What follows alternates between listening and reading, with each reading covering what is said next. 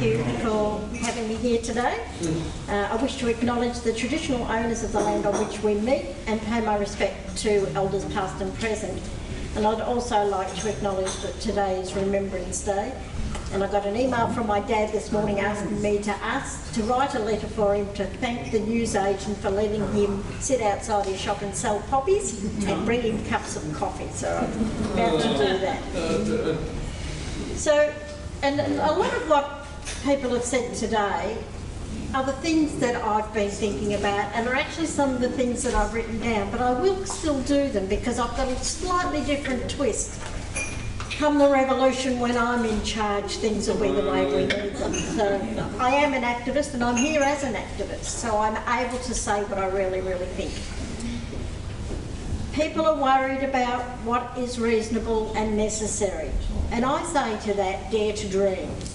You're not going to find out that what you want is reasonable and necessary unless you actually put it down. So I'm not saying that you're going to get a Lamborghini because that's not going to happen. But think about who you are and what you want to be in the future.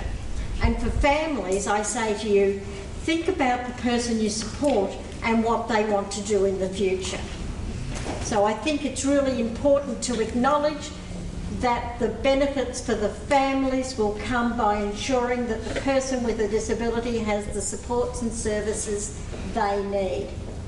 And I also say to families that this has worked with the families that I have spoken to down in the launch site. And they have actually been incredibly surprised by how different their life is.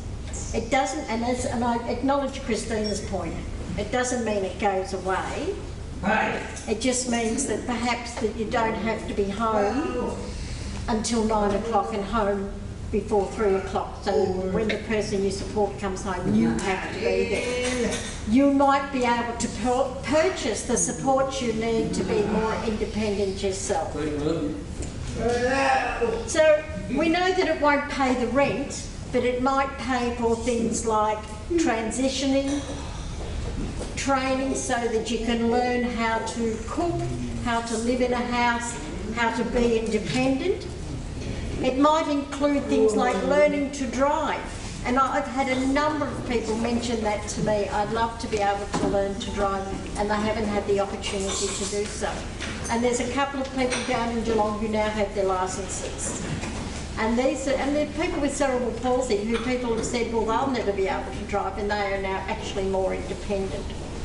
Or it might be help to get into an art class, or to go surfing, and I know that's big down in the Bali region, or to go fishing, and I know that's big here.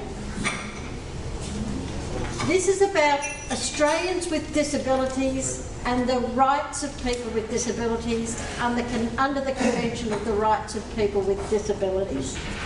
It's the right to live where they live and how they want to live, understanding that there are some restrictions. Right? So it's easy for me to talk, I'm out and doing what I've got to do, but I can tell you that I don't do what I do without the supports and services that I need. So I have to purchase calipers, I have to purchase crutches, I have to rely on my husband to provide me with everyday supports to enable me to leave my house, to enable me to do all the things that everybody else takes for granted.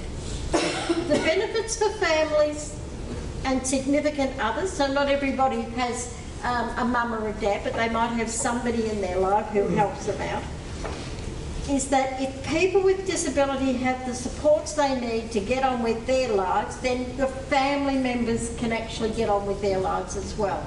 So they can get jobs. Well, if we had jobs available, they could get jobs.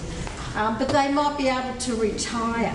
So at the moment, family members, as you know, can't retire. You spend your whole time looking after the person with disabilities. This will free you up.